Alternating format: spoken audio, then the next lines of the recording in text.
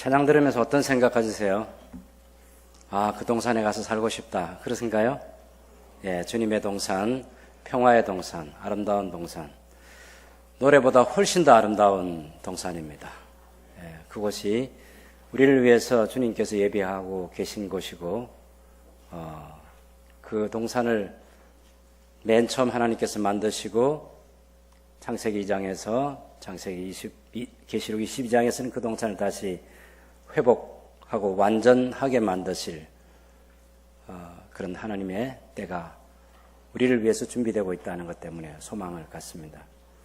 특별히 우리 김정용 목사님의 뭐라 해야 되는 사모?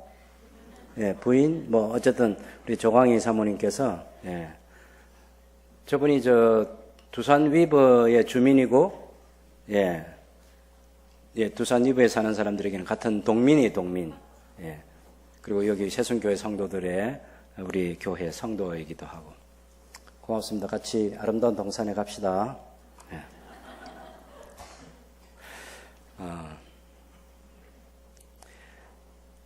지난해 저희 교회 성도들 가운데 이 결혼잔치가 많았어요. 물론 장로식도 좀 있었지만 결혼잔치가 훨씬 더 많았다고 보입니다. 잔치하면 기분이 좋은가요? 우리 천익순 권사님께 물어보고 싶은 거예요. 우리 연이 지금 결혼할 날이 2월 16일인데 잔치가 막 기다려지는지 모르겠어요. 뭐 그날에 가서 이제 잔치상을 기대하는 사람들은 기다려지겠죠. 근데 잔치를 이미 해본 분들, 직접 잔치를 준비하고 또 하객들을 초대해서 잔치를 해본 분들의 기분이 어떠신가요? 어떤 분들은 저희 목회자 가운데 서울에 있는 어떤 분은 그동안 빚이 진짜 많았는데 그 딸 결혼하면서 다 해결했다고 그러더라고요. 그건 굉장히 큰 교회 얘기예요. 물론 그런 잔치도 기다려지는 사람도 있을 테고, 또 어떤 사람은 자기는 돈 받을 일은 거의 없고 계속 낼 일만 있는 그런 분들은 그 잔치가 참 부담스럽기도 하고, 특별히 회사는 좋은 잔치가 많은 게 아니잖아요. 그 직원들이. 그래서 주말마다 쉴 수 없는 그런 성도님들도 계실 거라는 그런 생각입니다. 그런데도 성경에는 하나님께서 잔치를 예비하시고 그 잔치의 사람들을 초대하는 것으로 천국에 대한 비유를 그렇게 들고 있습니다. 잔치, 좋은 거예요. 천국 잔치. 우리 모두가 기대하는 것입니다.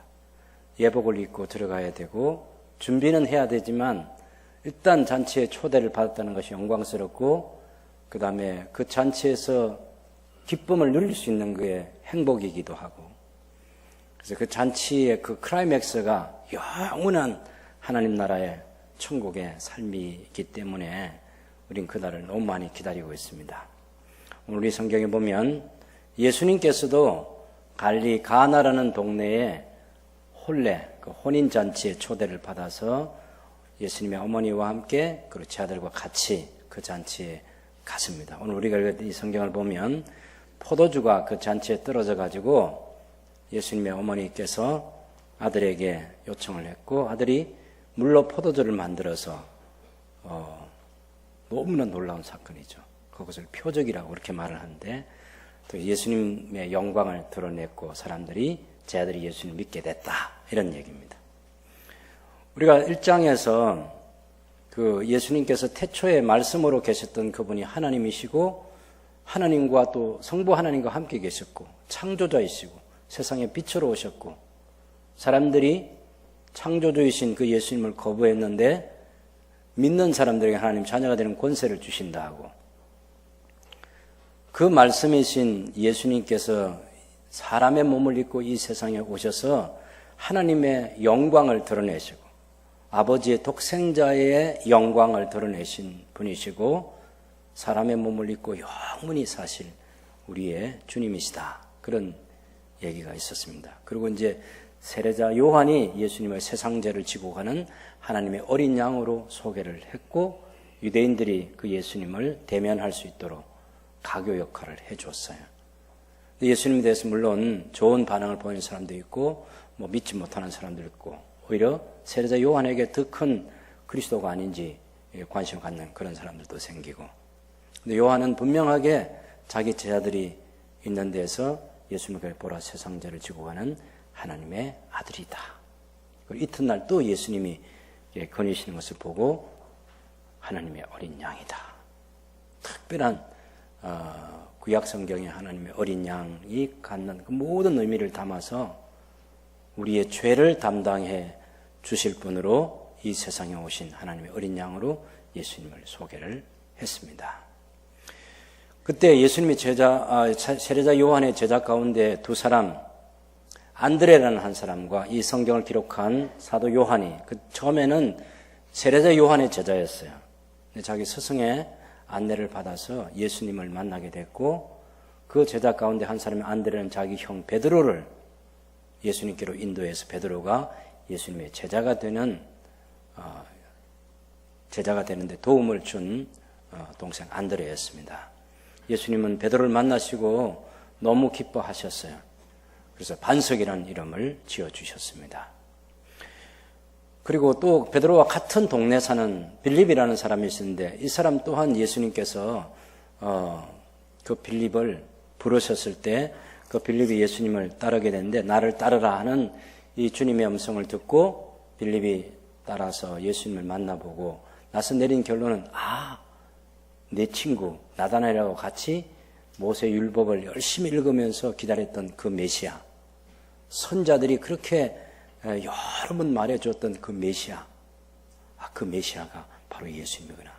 자기 친구 나다나엘한테 가가지고 우리가 율법에 기록되어 있고 선자를 통해서 알게 된, 기다리고 있는 그 메시아, 그분이 바로 예수님이시다. 와봐, 한번 만나봐. 그렇게 해서 만났더니 나다나엘도 알게 된 거예요. 예수님은, 자기는 처음에 나사렛 동네 출신이라고 해서 업신여기고 그랬는데 예수님을 만나서 듣는 순간 하나님의 아들이시구나, 이스라엘의 임금이시구나. 어떻게 그 사실을 알게 됐냐면, 이 나다나엘이 무화과 나무 아래에 앉아서 계속 생각하는 게 있었어요.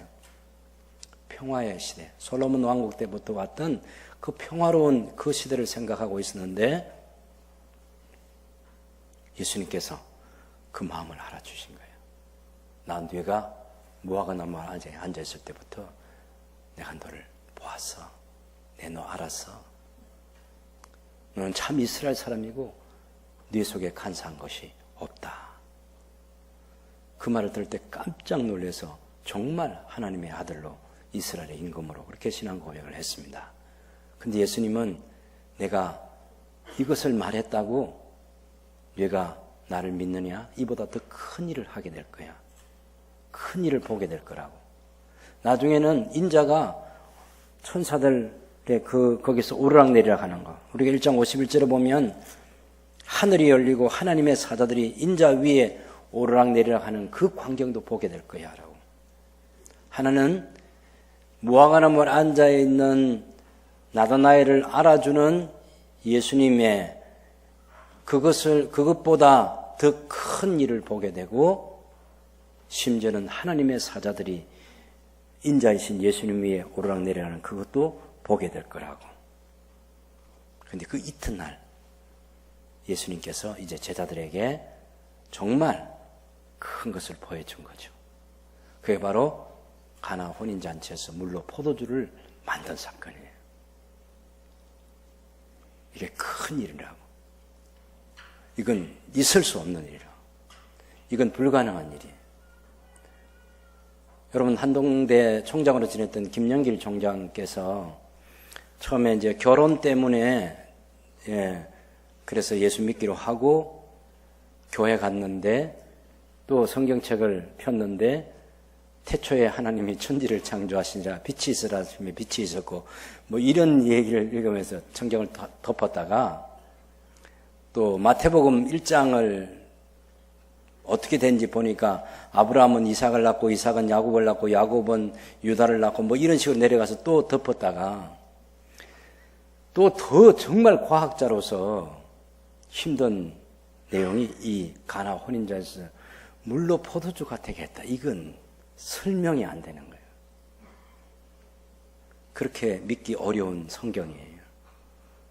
근데 그분이 이제 예수님을 제대로 알고 믿고 믿기로 작정하면서부터 성경이 이해되고 깨달아지고 믿어지고 그렇게 해서 평생을 하나님의 왕국을 위해서 사신 장로님이셨습니다. 여러분, 예수님이 지금 노력하는 게 뭡니까? 나다나엘로 하여금 믿게 하고 빌립으로 하여금 믿게 하고 베드로로 하여금 믿게 하고 세례자 요한의 두 제자인 안드레와 사도 요한을 믿게 하고 예수님이 계속해서 지금 예수님이 행하시는 일을 통해서나 말씀하시는 것을 통해서 믿을 수 있도록 믿게 하기 위해서 예수님이 열심히 노력하시는 거예요. 그래서 이 물로 포도주를 만든 사건도 심심해서 물로 포도주 만든 게 아니에요. 잔치에 갔는데 그 잔치집에 포도주가 떨어졌다. 아니 포도주 떨어졌으면 그 집 주인이 책임지면 되는 거지. 포도주 떨어졌습니다 하고 아이고 죄송합니다 하고 손 한번 비비면 되는 거고 다음 기회에 또 한번 초대하겠습니다든지 덕담 삼아서 그렇게 또 좋은 말로 해서 그 잔치 문을 닫을 수도 있는데 당황하는 사람들 보고 예수님의 어머니께서 포도주가 떨어졌다. 어떤 조치를 취해봐. 그런 요구잖아요. 그래서 예수님이 물로 포도주를 만드셨습니다. 그냥 사람들에게 실컷 포도주 마시게 하려고 한 건 아니죠. 예수님이 전능하신 하나님의 능력을 나타내는데 그냥 나타내는 게 아니죠. 공짜로 나타내는 거 아닙니다. 그거 한번 보여주고 반짝 보여줘가지고 와 하는 그런 사람들의 인기를 얻기 위해서 물로 포도주를 만든 거 당연히 아니죠. 당연히 아니죠. 예수께서 하나님의 아들이심을 보여주기 위해서 믿도록 하기 위해서 그 영광을 드러내기 위해서 물로 포도주를 만드셨다. 이렇게 얘기하고 있는 거죠. 여러분 요한복음 하면 여러분 머릿속에 떠오르는 게 뭐예요? 요한복음. 우리가 이 책을 어떻게 이해할까?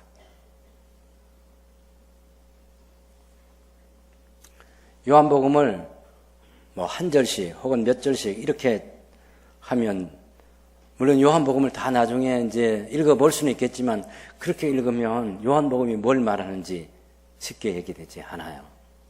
요한복음을 크게 딱 나눠보는 실력이 있어야 돼요. 네, 이거 누구나 가질 수 있어요. 읽어보면 딱 통하는 얘기가 있다.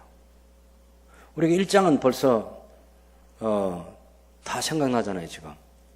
제가 처음에 서론으로 얘기할 때 1장이 야, 언제 목사님 저런 얘기를 했어? 언제 우리가 요한복음 읽어봐서 이런 사람 한 사람도 없죠? 네, 그런 사람은 만약에 그게 너무 생소하다 그러면 개인적인 면담을 하시든지 나중에 남아주시든지 따로 학습을 받으시든지 네, 그렇게 하셔야 돼요.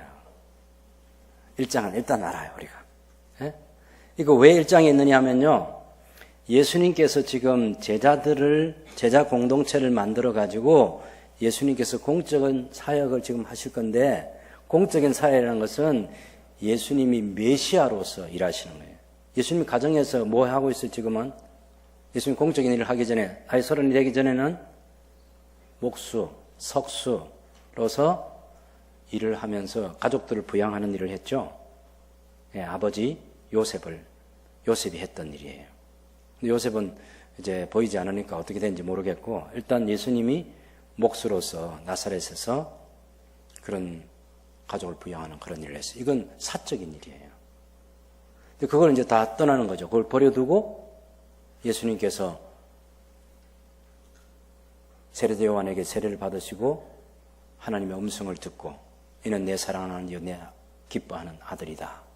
그런 음성을 듣고 예수님께서 회개하라 천국에 가까웠느라 하면서 막 말씀을 선포하면서 이 동네 저 동네 다니면서 전도도 하시고 가르치기도 하고 천국 복음을 전파하시기도 하고 병든 자를 고치기도 하고 약한 것을 강하게 만들어주기도 하고 이렇게 하는 일이 뭐냐면 공적인 일이다. 공적인 생애다. 그렇게 말하는 거예요.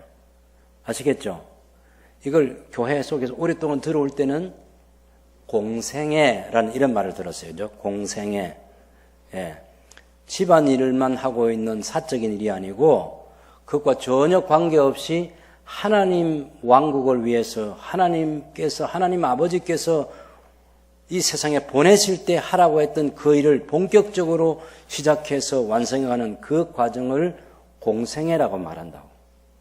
1장은 그것을 준비하셨고 그래서 세례자 요한에게 소개도 받으시고 그리고 그 일을 함께할 초기의 제자들 몇 사람을 부르신 일까지 그 1장까지 하셨어요. 이제 그 제자들과 함께 이제 가나 혼인 잔치에 가서 첫 번째 지금 표적을 통해 가지고 예수님께서 당신이 하나님의 아들이신 것을 드러내는 그 일을 하신 거죠. 그래서 그럼 요한복음을 그럼 어디서부터 이 첫 번째 표적이라고 그러잖아요.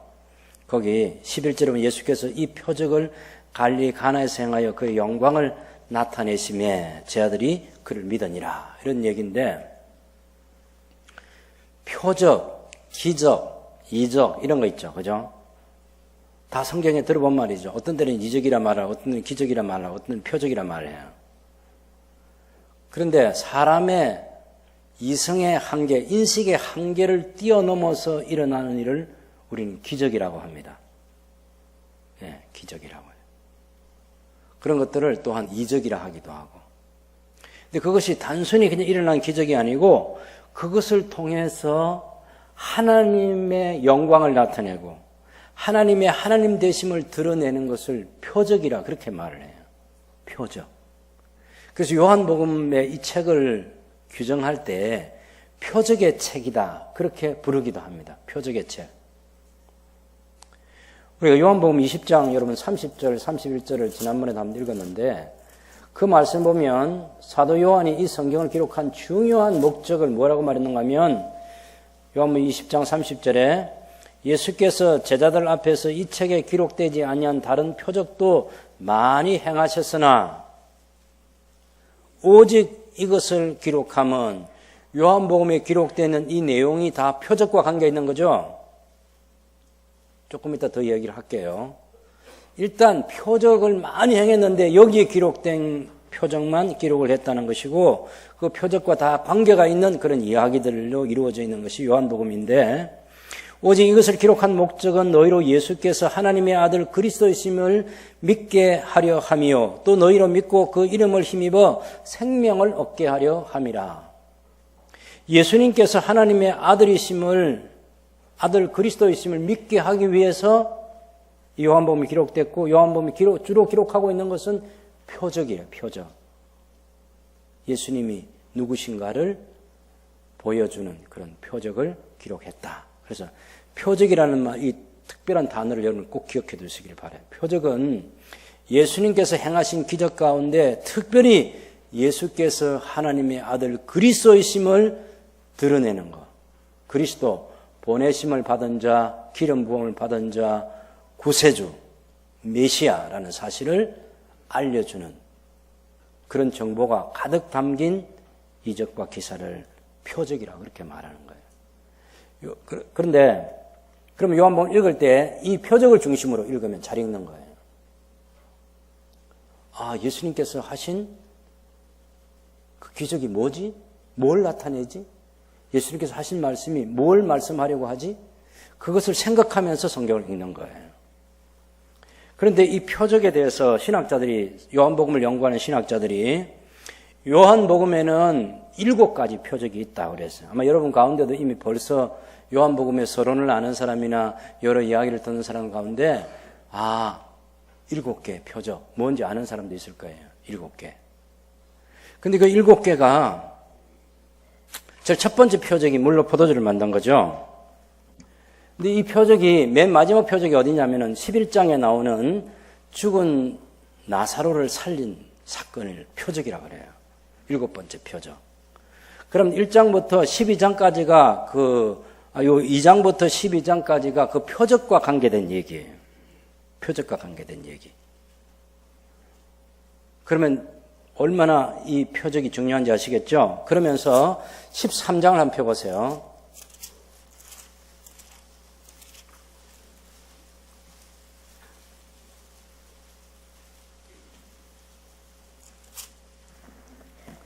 자, 거기 제가 12장 1절을 보면요. 6월절 엿새 전에 이렇게 얘기하고 있죠. 22장 1절이. 그러면 예수님이 6월절에 돌아가시는 겁니다. 그러니까 예수님이 돌아갔을 때까지 이야기가 계속되는 게 12장까지인데 이 12장에 여기까지 표적을 얘기하고 있어요. 그 12장 37절을 보면요. 이렇게 많은 표적을 그들 앞에서 행하셨으나 그를 믿지 아니하니 이는 선자 이사야의 말씀을 이루려 하심이라. 이르되 주여 우리에게 들은 바를 누가 믿었으며 주의 팔이 누구에게 나타났나이까. 그들이 능히 믿지 못한 것은 이 때문이니 곧 이사야가 다시 일렀으되 그들의 눈을 멀게 하시고 그들의 마음을 완고하게 했으니 이는 그들로 하여금 눈으로 보고 마음으로 깨닫고 돌이켜 내게 고침을 받지 못하게 하려 함이라 하였습니다. 이 주님의 영광이 드러났을 때 그 영광을 보고 믿는 사람도 있고 믿지 않는 사람이 있다는 얘기예요. 어쨌든 지금 여기까지 12장까지는 표적 얘기예요. 표적 얘기. 그리고 13장에 와서 보면 6월절 전에 예수님께서 자기가 이제 세상을 떠나 아버지께로 돌아갈 때가 된 줄 아시고 마지막 6월절 만찬을 하면서 또 제자들의 발을 씻겨주기도 하고 서로 사랑하라고 말씀하시고 또 내가 아버지께로 갔다가 다시 올 터인데 너희가 기다리라고 그렇게 말하고 내가 고아처럼 버려두지 않겠다고 말씀하시고 걱정하지 말라고 말씀하시고 내가 아버지께 가면 아버지께 요청해서 성령을 진리의 영을 보내주시도록 하겠다고 다른 보혜사를 보내주시겠다 그런 이야기하고 너희가 내 이름으로 기도하고 진리 안에 거하라고 그렇게 얘기하는 까지 16장까지가 14장, 15장, 16장이 설교예요. 설교. 그리고 이제 17장에 가면 예수님께서 마지막으로 기도하시는 얘기 17장에 보시면요. 예수님께서 기도하십니다. 제가 아들로 아버지를 영화롭게 해달라 기도하면서 17장 3절에 영생과 유일하신 참 하나님과 그가 보내신 자 예수 그리스도를 아는 것이니이다. 아버지께서 내게 하라고 주신 일을 내가 이루어 아버지를 이 세상에서 영화롭게 하여서오니 아버지의 창세전에 내가 아버지와 함께 가졌던 영화로서 지금도 아버지와 함께 나를 영화롭게 하옵소서.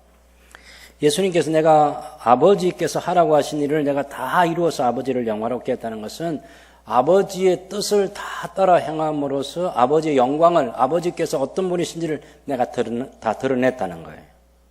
그러면서 창세전에 아버지와 함께 가졌던 그 영광 내게 다시 돌려달라 그렇게 기도하고 있는 거죠. 물론 제 아들을 위해서 기도하고 제 아들을 위해서 믿게 될 사람들을 위해서 기도하고 그것이 17장의 얘기예요. 18장에 와서 드디어 예수님이 체포당하시고 재판 받으시고 19장에 와서 또 빌라도에게 마지막 재판 받고 이제 십자가에 달려 돌아가시죠.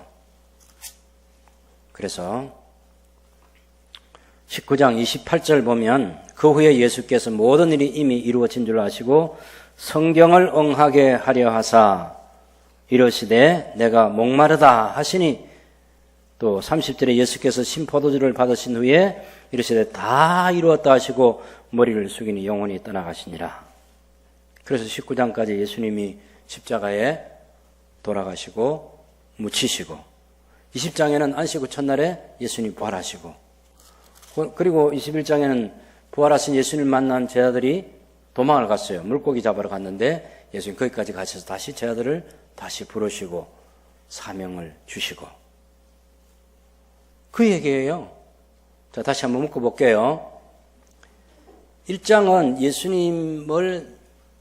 예수님이 공적인 사역을 하기 위해서 제자 공동체를 만드는 데까지 준비하는 시기고 2장부터 예수님이 공적인 생애를 본격적으로 시작하면서 첫 번째 표적을 행하시는데 마지막 표적은 12장까지 남아 있다. 그 얘기. 마지막 표적은 그 나사로를 죽은 데서 살리신 그 표적까지예요.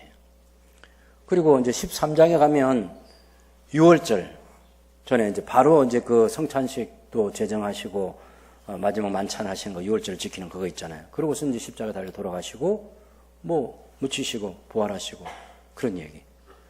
13장부터 21장까지는 예수님 마지막 시간을 지금 보내고 있는 마지막 하루를 보내시면서 그런 성찬식 제정도 하고 제자들의 발도 씻어주고 서로 사랑하라 격려도 하시고 설교도 마지막 설교하시고 마지막 기도하시고 그리고 체포당하시고 십자가에 달려 돌아가시고 부활하신 얘기. 크게 세 덩이를 나눌 수 있고 1장은 준비하는 거 2장부터 12장까지가 표적의 7가지 표적을 통해서 예수님 자신을 알리는 거. 그러신 예수님께서 마지막 13장에 마지막 시간을 제자들과 함께 보내면서 그들이 믿음을 갖고 낙심하지 않냐고 잘 준비할 수 있도록 그렇게 해놓고 예수님 십자가에 달려서 돌아가시고 부활하시고 그리고 성천하시는 시간이 있는 거죠. 그래서 1장, 2장에서 12장, 13장에서 마지막 장까지 이렇게 큰 덩이를 3개를 딱 나눠서 요한복음을 머릿속에 정리를 합니다. 그 다음에 우리가 이제 7가지 그 표적에 대한 얘기를 좀 해야 되겠는데 도대체 7가지 표적이 뭐냐? 첫 번째 표적은 우리가 물로 포도주를 만든 거, 이게 다 알려져 있어요. 그 다음에 표적은 4장에 나옵니다, 여러분. 4장 46절에 보면 갈리 가나에서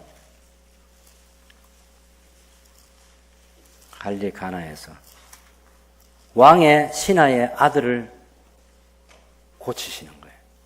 이게 두 번째 표적이에요. 4장 46절 예수께서 다시 갈릴리 가나에 이르시니 전에 물로 포도를 만드신 곳이라. 왕의 신하가 있어 그의 아들이 가버나움에서 병들었더니 가나에서 가버나움까지 몇 킬로가 떨어져 있는데 그 몇 킬로 떨어져 있는 그 아들, 왕의 신하의 아들을 살려줍니다. 그래서 54절에 보면 요한복음 4장 50절 이것은 예수께서 유대에서 갈릴리로 오신 후에 행하신 두 번째 표적이니라. 그래서 우리 두 번째 표적을 하는 거죠. 그래서 우리가 표적에 대한 공부를 좀 하고 있는 거예요. 제일 재미있고 보상이 큰 게 공부입니다. 동의하시나요? 동의를 하셔야 되는데. 공부보다 재미있고 공부보다 보상이 큰 건 없어요. 이건 제 경험이에요. 제 경험. 할수록 재미있는 게 공부고, 할수록 보상이 큰 게 공부예요. 벌써 지금도 여러분이 요한복음 많이 알게 되잖아요. 표적을 한꺼번에 다 이렇게 살펴볼 거예요. 첫 번째 표적은 물로 포도주를 만든 사건. 두 번째 표적은 갈릴리 가나에서 왕의 신하의 아들을 고쳐준 사건. 그 다음에 세 번째 표적은 5장에 나와요. 베데스다 목가에서 38년 된 병자를 고쳐줍니다. 이게 세 번째 표적이에요. 네 번째 표적은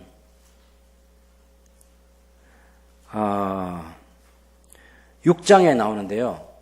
오병이어 물고기 2마리와 보리떡 5개로 5,000명, 남자만 5,000명이니까 여자아이들까지 하면 10,000명, 15,000명, 20,000명도 될 수 있겠죠. 어쨌든 남자만, 성인 남자만 헤아려서 5,000명이 먹이신 사건, 오병이어 사건. 그것이 네 번째 표적이에요. 그 다음에 5번째 표적은 9장에 나오는 날 때부터 맹인된 사람을 고쳐주는 표적이에요. 이것 제가 조금 수정할게요. 보통 지금까지 전통적으로 학자들이 5번째 표적이라고 한 건 어디 나오냐면 예수님께서 물리를 걸으신 사건인데 6장 16절에 나옵니다. 6장 16절 한번 볼래요? 저물매 제자들이 바다에 내려가서 가버나움으로 가는데 배를 타고 가는데 막 11회쯤 가다가 배가 뒤집혀질 만큼 어렵게 됐을 때 그때 예수님께서 내니 두려워하지 말라 하시며 배로 영접해서 배는 곧 그들이 가려던 땅에 이르렀다. 이것을 이제 표적으로 보는 학자들의 견해가 있습니다. 예수님께서 물리를 걸으신 사건. 그런데 어떤 사람은 이걸 표적이라고 그렇게 하지 않아요. 물리로 걸은 이건 표적이 아니다. 그것을 통해서 예수님 특별히 뭔가를 당신 자신을 드러내고자 하신 게 아니다. 그래서 표적으로 안 믿는 학자도 있고 표적으로 간주하는 학자도 있고 그래서 우리가 지금 무엇에서 지금 조금 멈추고 있죠. 5번째 표적에서. 그죠? 다섯 번째 표적은 이것이기도 하고 다른 것이기도 하다. 다른 건 좀 이따 소개할게요. 이 다음 여섯 번째 표적은 아까 9장에 나오는 날 때부터 맹인된 청년을 예수님께서 고쳐주는 거예요. 날 때부터 맹인된. 이건 유대 사회에서 100% 불가능한 거죠. 날 때부터 맹인된 사람. 그것도 1년, 2년이 아니고 장성한 청년이 될 때까지 맹인으로 살았던 그 사람의 눈을 뜨게 해줍니다. 그게 표적이라는 얘기. 그걸 통해서 예수께서 하나님의 아들이신 것을 보여주는 사건이에요. 그 다음에 마지막 일곱 번째 표적을 11장에서 죽은 나사로를 예수님께서 살려주십니다. 이것을 일곱 번째 표적이라 그렇게 말해요. 그래서 요한복음에는 이 일곱 가지 표적이 있다 그렇게 말을 해요. 근데 아까 제가 여러분하고 좀 여운을 남겨놓은 게 다섯 번째 표적인데 이건 이제 모리스라는 사람이 그런 얘기를 한 거예요. 어떤 사람이 이제 이 물로 포도주를 물리를 걷는 이 예수님, 아까 6장 16절에서 21절에 있는 그것을 다섯 번째 표적이다 그렇게 말을 하기도 하고, 또 다른 사람은 어떻게 말했냐면 스몰이라는 사람이 있는데 이 사람은 21장 1절에 14절에는 그 153마리 밤새도록 베드로하고 그 같은 동료 친구들이 물고기 잡았는데 한 마리도 못 잡았어요. 그런데 예수님께서 배 오른편에 그물 던져라니까 그래서 153마리를 잡아가지고 그물이 찢어질 만큼 그렇게 고기를 잡았어요. 이것을 표적이다 그렇게 보는 학자도 있고, 또 다른 학자는 오늘 이제 그 퀘스텐버그라는 사람은 여러분 2장에 보면, 요한복음 2장에 보면 성전을 정결케 하신 사건 있잖아요. 한번 봅시다. 그 요한복음 2장 13절에서 22절까지 성전을 정결케 하신 예수님의 사건을 얘기를 하고, 23절에 보면 6월절에 예수께서 예루살렘에 계시니 많은 사람이 그의 행하시는 표적을 보고 그의 이름을 믿었으나 예수님은 안 믿어준 거예요. 근데 어쨌든 거기 표적이라는 말, 성전 정화 사건 끝에 표적이라는 말을 또 한번 쓰고 있어요. 그래서 이 퀘스텐버그라는 사람은 7가지 표적을 물리로 그런 그 표적, 그건 표적이라고 말하기가 어렵다. 그래서 차라리 어떤 사람은 153마리 물고기 잡게 된 그것을 표적이라 보기도 하고, 성전을 정화시키는 이 사건을 통해서 예수님께서 당신이 하나님의 아들이심을, 성전의 주인이심을 드러내려고 하셨다. 그래서 표적이라 하기도 하고 그래요. 근데 여러분, 요한복음에는 7가지만 있는 게 아니고 예수님이 하나님의 아들이 있을 것을 특별히 보여주는 사건이 표적이라고 하면 가장 큰 사건은 뭐겠습니까? 예수께서 하나님의 아들이심을 보여주는 가장 큰 사건, 이 요한복음의 이 클라이맥스에 있는 대절정이라고 할 수 있는 게 뭐죠? 십자가에 달려 돌아가신 사건과 부활하신 거예요. 그래서 우리 머릿속에 어떻게 정리하면 좋겠습니까? 보통 학자들이 말하는 7가지 표적이 있다. 그런데 5번째 표적 한 가지는 어떤 사람은 이렇게, 어떤 사람은 이렇게, 어떤 사람은 저렇게 얘기한다. 근데 우리가 생각할 때는 그보다 더 큰 표적도, 또 다른 표적도 많이 있다고 저자가 말하니 많이 있을 텐데, 성경 자체가 드러내주고 있는 가장 큰 표적은 예수님의 십자가 사건이고 부활 사건이다. 누가 잘못됐다고 말할 사람은 없겠죠, 그죠? 우리 그런 확신을 가지고 살면 됩니다. 다시 이제 우리 요한복음 2장에 가서 이 물로 포도주를 변화시킨 이 사건을 통해서 예수께서 하나님의 아들이심을 보여준 이 사건 조금 더 살펴보겠습니다. 사실은 이 표적의 책 2장에서 12장까지는 그 중에서 첫 번째 단락은 사실 2장, 3장, 4장까지 가야만 됩니다. 왜냐하면 이 갈릴리 가나에서 첫 번째 표적을 해서 갈릴리 가나에서 두 번째 표적을 해요. 그죠? 아까 들었죠, 그죠? 갈릴리 가나에서 첫 번째 이 혼인잔치에서 표적이 있고, 두 번째는 갈릴리 가나에서 왕의 신하의 아들을 고치는 표적이 있어요. 그럼 그 중간에 들어있는 내용이 뭔가 하면 3장과 4장이에요. 3장과 4장. 3장과 4장 그 앞부분인데 3장에서는 예루살렘에서 예수님께서 니고데모를 만나가지고 네가 중생해야 하나님 나라 들어갈 수 있다. 제가 어떻게 거듭날 수 있겠습니까? 그런 니고데모에게 성령으로 거듭난다. 그런 얘기. 나를 믿으면 구원을 받는다. 그런 얘기. 나를 믿지 않으면 심판이 있다. 그런 얘기를 3장에서 하잖아요. 이런 예수님과 니고데모가 대화를 나누고 거기에서 교훈을 주고 그런 것들을 강화라고 말을 해요. 강화. 이야기라고 말하기도. 설교 형식으로 그렇게 나타나요. 그런 이제 예루살렘에서 니고데모와 예수님의 대화를 통해서 예수님께서 구원에 대한 특별한 교훈을 주고 있는 거예요.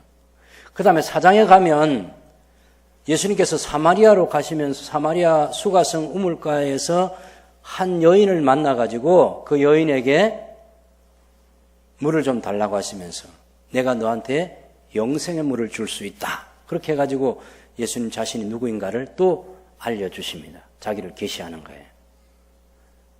그래서 그 사마리아 여인이 자기 동네 가서 내가 메시아를 만났다 해가지고 사람들도 다 하드리고 오잖아요. 그래서 그걸 통해서 예수님 당신께서 누구신지 또 직접 보여주시고 설명하시고 하는 그런 시간을 가지시죠. 중간에 그 이야기가 두 개가 들어있는 거예요. 갈릴리 가나에서 물로 포도주를 만든 거, 갈릴리 가나에서 왕의 신의 아들을 고친 거, 그 중간에 니고데모와의 대화, 사마리아 예루살렘의 니고데모와 대화, 수가성 우물가의 여인과의 대화, 요 얘기가 3과 4장에 들어있는 거예요. 표적과 표적 사이에 이것이 하나의 큰 단락을 이루고 있다. 그렇게 보시면 되겠죠. 그러니까 첫 번째 단락인 그 단락 가운데 물로 표도주를 만든 사건. 혼인잔치에 초대를 받았습니다. 갈 때 기분 좋았겠죠. 그죠? 기다리는 잔치. 지금은 우리는 너무 잔치가 많아서 문제가 되지만 그 시대는 그렇게 잔치가 많지 않았을 거예요. 근데 이 가면 평소에 먹지 않았던 음식도 먹고 또 혼인잔치의 성격도 알고 포도주도 마시면서 즐거움을 함께 나누고 막 술 취하는 거 그런 거 아니에요. 우리나라 문화와는 다른 거예요. 이거. 우리는 꼭 제일 나쁜 동기가 모여서 하는 마지막은 꼭 술 먹고 싸우는 거예요. 동창회 같은 거. 그것도 제일 오래된 초등학교 동창회가 그런 게 많아요. 난 딱 한 번 가고 평생에 안 갑니다. 네. 어쨌든 이 혼인잔치는 그런 거하고 성격이 다르기 때문에 너무너무 다 기분 좋게 잔치에 참여하고 축복하고 돌아오는 그런 거예요. 근데 갑자기 잔치가 진행되고 있는데 사람들이 너무 많이 왔는지 모르겠지만 포도주가 떨어진 거예요. 근데 그것을 누가 제일 먼저 눈치챘어요? 예수님 어머니 마리아가 눈치챘어요. 뭐라고 하냐면 아들, 포도주가 떨어졌다는 거예요. 3절에 보면 포도주가 떨어진지라 예수의 어머니가 예수께 이르되 저들에게 그 잔치하는 사람들에게 포도주가 떨어졌다. 근데 예수님께서 뭐라고 그랬어요? 4절에 여자여 나와 무슨 상관이 있나이까 내 때가 아직 이르지 아니하였나이다. 야, 이거 무슨 말이에요 이게 도대체. 아니 자기 어머니 보고 여자는 또 뭐예요? 여자는 비하하는 거예요 지금. 예, 무슨 이런 여자가 다 있어. 그러면 큰일 나는 거 아시죠? 예, 옛날 아담과 하와도 굉장히 사이좋게 지내다가 하나님 먹지 말란 나무 열매 따먹고 나서 책임 물을 때 하나님 당신이 내게 준 그 여자가 따먹으라 해서 내가 먹었습니다. 그날 이 하와가 막 머리 이렇게 된 거 아시죠? 예? 아니 자기도 좋아서 먹어놓고서는 당신이 나에게 준 그 여자가 먹으라 해서 먹었다고. 그래서 우리 남자들은 그런 본성이 있어요. 그래서 자기 아내에게 책임을 막 전가시키고, 특별히 시아버지, 시어머니는 당연히 며느리한테 책임 돌리고, 안 되는 거는 다 며느리 탓이고, 여자 탓이에요, 여자 탓. 잘 되는 거는 남자 탓이고. 동의하십니까? 내가 싸움 붙이는 거 아니에요. 싸움 붙이는 거 아니에요. 어쨌든, 이 여자가 그럼 큰일 나는 거 알아야 돼요. 절대로 우리 남자들은 혀를 깨물어서라도 그 말은 뱉으면 안 돼요. 네, 이 여자가 하는 그런 건 안 돼. 이 여자라는 말은 일반적으로 여자라고 하는 그런 말도 있고 높임말로 쓰는 여자 말도 있는데, 제가 헬라어 하나 가르쳐 드릴게요. 귀네. 따라해보세요. 귀네. 이게 높임말의 여자라는 말인데 여기는 혹격으로 귀나이. 예? 따라해보세요. 귀나이. 예, 요한복음에 딱 2번 기록되어 있어요. 십자가 위에서 예수님께서 십자가에서 고통받는 아들을 바라보는 어머니를 향해서 귀나이. 당신의 아들입니다. 그랬어요. 당신의 아들. 그래서 요한에게 요한아, 네 어머니다. 그러면서 요한에게 사도 요한에게 이 요한복음을 기록한 사도 요한에게 자기 어머니 마리아를 마지막까지 부탁할 때도 귀나이라고 불렀어요. 그래서 기분 나쁘게 부른 귀나이가 여자가 아니다. 이것은 알아주셨으면 좋겠습니다. 근데 저는 개인적으로는 생각할 때 번역할 때는 어머니라고 번역해도 좋다. 그런 생각이에요. 근데 성경 이제 학자들은 이제 요걸 갖고 이제 이 신학을 만들어내잖아요. 왜 예수님께서 귀나이라고 그렇게 했을까? 어머니 하면 될 텐데. 엄마, 나하고 무슨 상관이 있어? 그러면 될 텐데 왜 여자여 나하고 무슨 상관이 있나이까? 이런 얘기를 했을까? 잘 만들었어요. 제가 생각할 때도 굉장히 어울리는 생각 같아요. 뭐냐면 지금 마리아가 예수님에게 포도주가 떨어졌다. 그럼 지금 두 사람 사이에 지금 예수님하고 어머니 사이에 지금 오고 가는 뭐가 있잖아요. 포도주가 떨어졌다는 말은 지금 우리가 알지 못하는 예수님에 대한 많은 정보를 누가 가지고 있어요? 마리아가 가지고 있어요. 어머니는 알고 있어요. 성장 과정부터 쭉 지켜봤어요. 천사가 일러준 게 성령으로 잉태된 거예요. 내 남편 요셉의 아들이 아니에요, 예수님은. 그죠?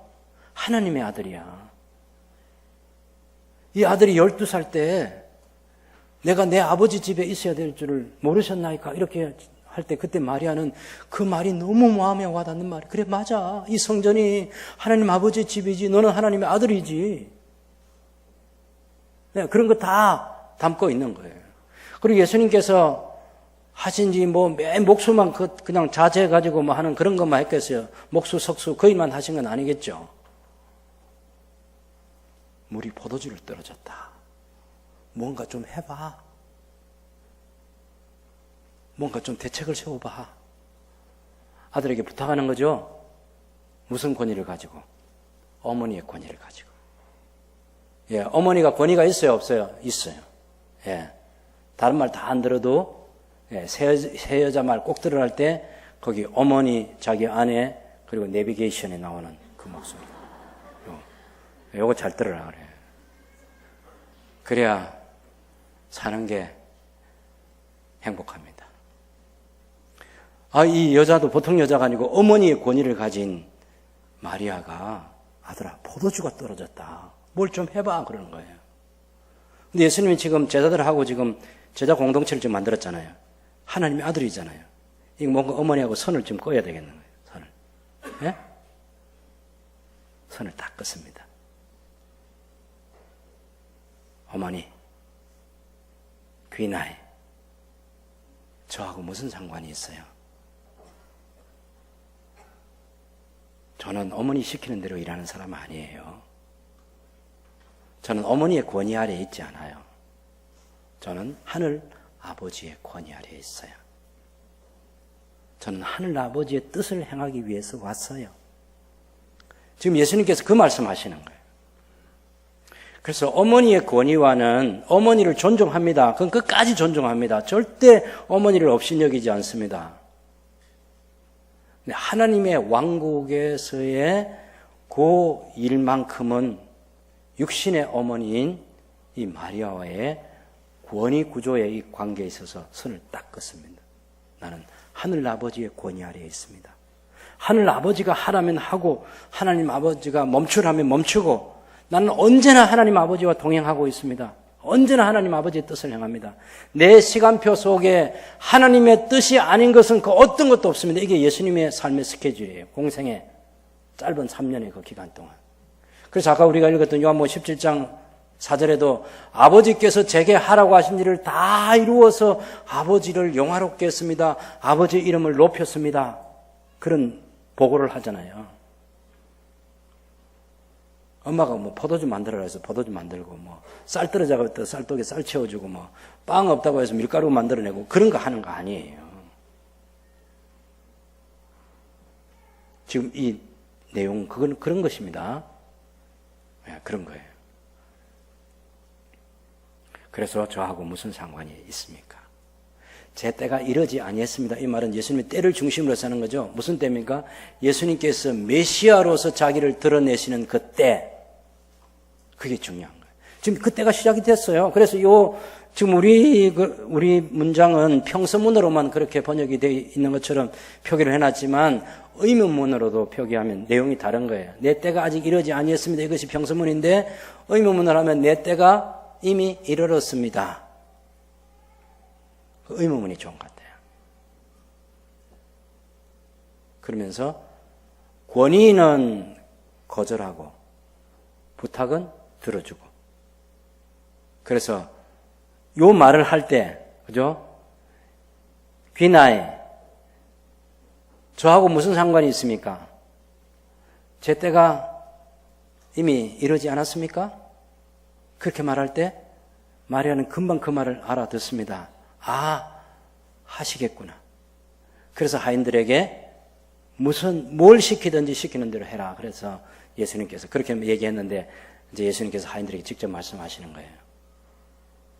이 유대인의 정결 의식에서 꼭 가정마다 물이 필요해요. 물. 바깥에 나가서 들어오면 발 씻어야죠. 손 씻고 음식 먹어야죠. 그래서 이 정결 의식은 굉장히 중요한 겁니다. 우리가 마가복음 7장에 보면 이 바리새인들이 시비를 건 게 뭐냐면 예수님께 시비를 왜 당신의 제자들은 음식 먹을 때 손을 안 씻고 먹습니까? 당신 선생으로서 제대로 가르치는 겁니까? 우리 장로들의 유전은 이건 꼭 지켜야 되고 장로들의 유전 지키지 않으면 죽을 수도 있다는 거예요. 굉장히 무서운 게 이 유전이에요.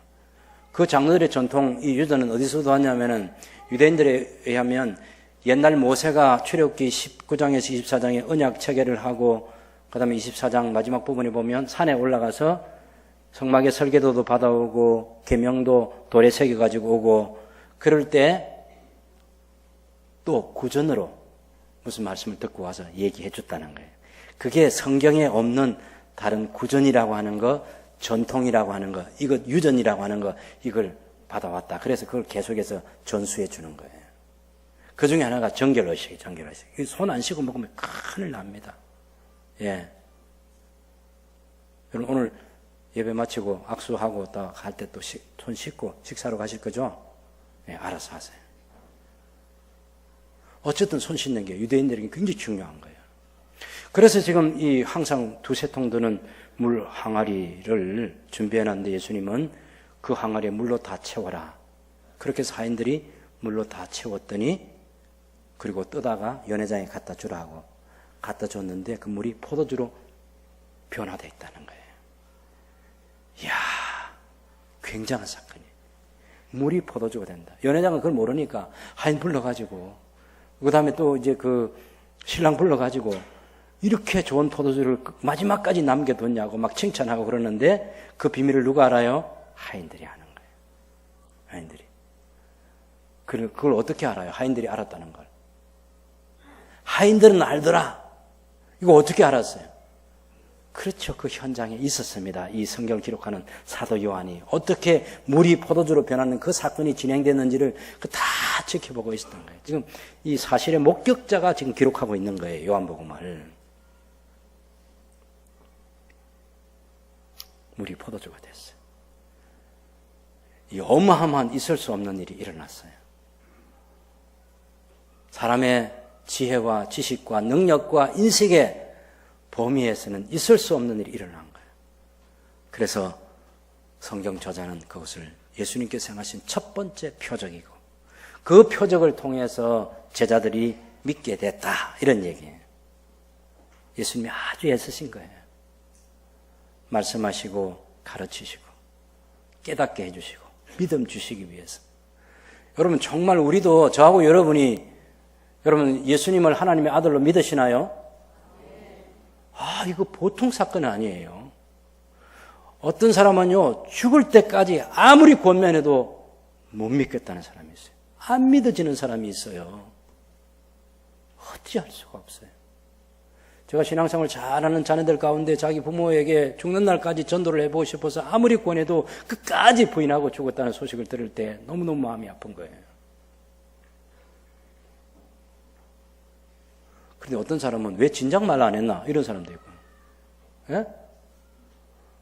죽었다가 다시 살아나가지고 또 믿는 사람도 있고 그런 사람도 있는가 하면 끝까지 안 믿고 예수를 저주하고 끝까지 부인하고 끝까지 고개 흔들고 끝까지 손살에 치면서 죽는 사람도 있어요. 근데 예수님은 이 세상에 오셔서 말씀도 하시고 표적도 행하시고 그렇게 해서 어떻게 하든지 믿음을 갖도록 하기 위해서 애쓰셔서 그 믿음을 가지고 믿는 자에게 하나님의 자녀가 되는 권세를 주시고 영생의 나라에서 그 잔치에 참여하도록 하기 위해서 그 자격을 얻도록 하기 위해서 예수님이 애쓰신 거예요. 여러분 믿음 소중히 여겨야 됩니다. 내가 믿는 믿음, 내가 예수님 믿는 믿음 금보다 더 귀한 거예요. 세상 사람들은 금이 최고다 말하지만 금보다 더 귀한 게 믿음이다. 그렇습니다. 금보다 귀한 게 믿음이에요. 두 번째는 우리가 잔치에 대한 기대를 가지고 살아야 되겠습니다. 잔치에 대한 기대. 하나님 나라의 잔치. 하늘 아버지께서 준비하시는 그 잔치. 그 초청장을 다 보냈고 그 초청을 받고 저 여러분이 들어가기 위해서 열심히 지금 노력하고 있잖아요. 그리스도의 신부로 단장한 사람들에게 요한계시록 19장은 어린 양의 혼인잔치에 들어가게 된다고. 여러분이 신앙으로 살다가 믿음으로 살다가 그 잔치에 넉넉하게 들어가는 복된 하나님의 사람들이 되시기를 바랍니다. 잔치에 들어가는 마지막 남아있는 잔치, 이 세상의 유일한 희망이 그 잔치밖에 없어요. 다른 잔치는요 있어도 피곤해요. 근데 그 천국 잔치는 그렇지 않습니다. 예수께서 하나님의 아들이심을 알도록 해주기 위해서 목격자된 사도 요한이 성경을 기록해서 독자들로 하여금 읽게 하고 그렇게 해서 이것을 기록해서 사람들에게 예수께서 하나님의 아들이심을 믿게 하려고 노력했던 그 노력을 예수님께서 당신께서 하나님의 아들이신 것을 알게 해주기 위해서 노력했던 그 노력을 우리도 본받아서 다른 사람들에게 예수님은 하나님의 아들이시다는 이 사실을 알려주기 위해서 노력하는, 그래서 다른 사람을 예수님의 제자로 만드는 이 복된 믿음의 삶을 함께 살아가는 저와 여러분들이 되시기를 바랍니다.